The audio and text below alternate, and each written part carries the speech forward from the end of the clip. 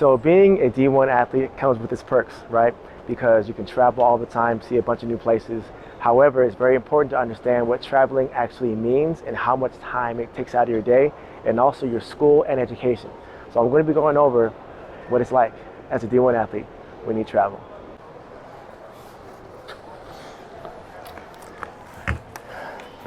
All right, so the pros and cons when it comes down to traveling as a student is class, right? You know, I get it. It's fun to travel, things like that. But when you're traveling on a Tuesday, Wednesday, Thursday, and you have a lab, now you're missing those classes. So it's very important that you understand how to manage your schedule.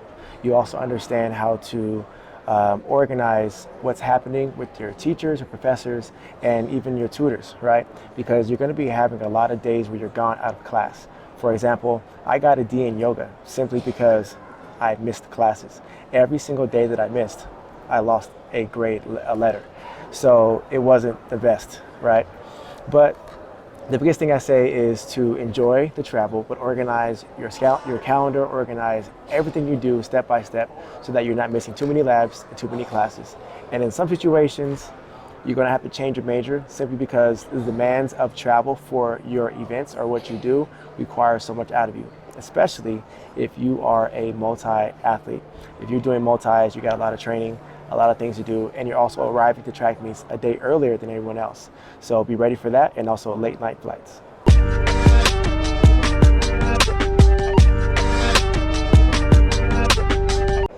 You know, another thing to really focus on is time adjustment to where you're traveling. Many times you travel on the same coast, but even times you're adjusting to the time zone. Sometimes you're traveling late night and you're having to perform the next day. So it's very important to make sure that you are understanding of where you're going, get your rest, make sure you stay hydrated, and stay focused on your big meet.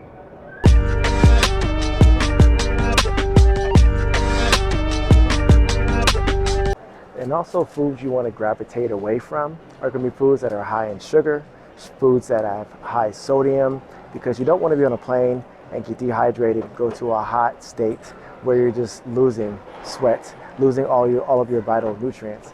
It's very important to make sure that you either use the money you have to buy salads, fruits, things like that, or simply bring the food you enjoy.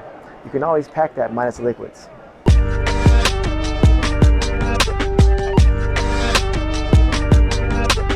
Another hack that's super important to be able to use is every time you travel, you're supposed to receive a per diem, meaning you receive a check to utilize for your travels. Now, when I was in college, we would take that money and we would not use that for dinner. We would go to the grocery store and we would literally buy everything we needed for the week. Peanut butter and jelly, everything that we needed, because it'll last so much longer. You can easily spend $40, $50 for one meal, right? Or you can spend $40, $50 for food for a week. So be smart with that.